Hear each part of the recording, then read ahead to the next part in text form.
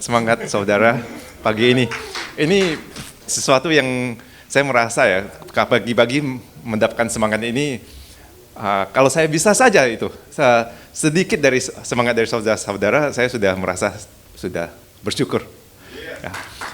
Dan pagi ini, walaupun kaki saya bergetar, ini pertama kali saya bersaksi di depan mimbar. Jadi maaf ya saudara-saudara, jikalau saya memakai kertas, saya baca dari kertas, apakah boleh? Terima kasih. Shalom, saudara-saudara di dalam Kristus. Nama saya Toto, dan saya sangat bersyukur bisa berbagi kesaksian di Full Gospel Tomang hari ini, pagi ini. Saya bekerja sebagai private banker di Bank UOB Singapura. Dan saya sudah tinggal di Singapura lebih dari 35 tahun, dari tahun 91. Hari ini, saya ingin bersaksi tentang bagaimana Tuhan bekerja ajaib dalam keluarga saya. Menunjukkan kasih dan rencananya yang sempurna melebihi apa yang saya bisa pikirkan. Perjalanan ini dimulai di tahun 2020 pada saat COVID melanda. Anak saya Zoe lahir di tengah lockdown. Karena terkurung di rumah, tanpa sadar kita membiarkan anak kita menonton TV dan gadget dari dini. Itu sesuatu yang sebenarnya kita tidak diperbolehkan, cuman karena kita orang tua yang pertama kali tidak ada pengalaman, ya kita memikir itu cara aman untuk menghibur sang anak. Saat anak saya berusia 3 tahun, kami sadar ada sedikit yang salah. Ia telat bicara dan guru sekolahnya melapor bahwa Zoe sulit fokus dan tidak bisa duduk tenang. Jikalau misalnya teman-temannya duduk mendengar gurunya mengajar, sang anak akan berlari-lari, mencari kesibukan sendiri. Setelah kita konsultasi dengan psikolog anak, kami mendapatkan diagnosa yang berat. Anak kami mengalami apa yang dipanggil sensory seeking. Nah, ini bukan ADHD, bukan autis, tetapi ini dipicu oleh screen time yang berlebihan. Dia menyebabkan otak anak itu selalu mencari sensasi indera. Dan saudara-saudara, diagnosa ini menusuk hati kita, ya kan? Sebagai orang tua, kita merasa bersalah. Kami yang ingin memberikan yang terbaik buat anak, justru malah yang menyebabkan tantangan ini.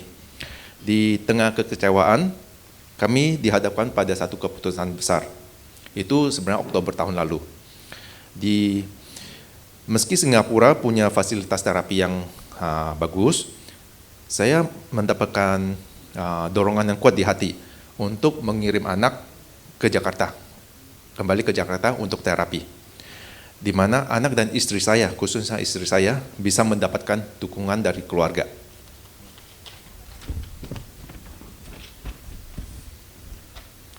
Nah, keputusan ini sulit, karena banyak di sekeliling saya yang mempertanyakan, khawatir jarak ini akan merenggangkan hubungan keluarga antara saya, istri, antara saya dan anak. Dan ini juga akan menyulitkan anak mulai beradaptasi kembali di Jakarta. Saya sendiri harus bolak-balik Singapura, Jakarta, dan ini melelahkan dan mahal. Dan juga waktu anak dan istri balik ke Jakarta, saya terpaksa harus tinggal sendiri. Tadi saya bersharing dengan Pak Suryadi bahwa saya sekarang tinggal bersama orang tua, karena orang tua saya tinggal di Singapura juga.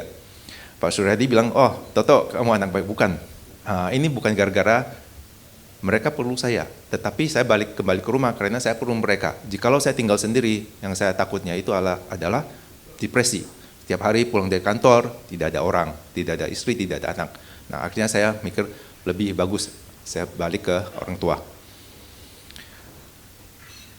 Nah, setelah semuanya sudah kita decided, kita dengan iman kita melangkah. Meski pada awalnya kami tidak sepenuhnya mengerti rencana Tuhan, Tuhan menunjukkan kuasa dan kasih-Nya. Di sela perjuangan ini, kami juga berusaha untuk mendapatkan anak kedua, namun selalu gagal.